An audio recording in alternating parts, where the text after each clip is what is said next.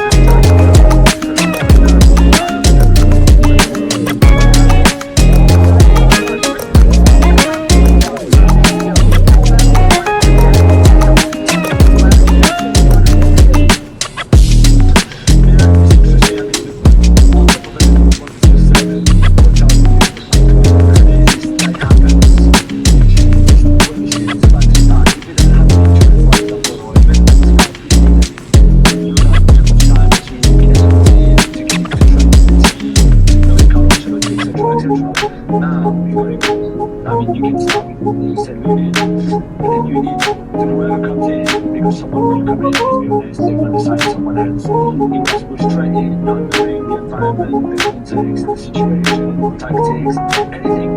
So it's even more difficult finding the Gea opinion because it's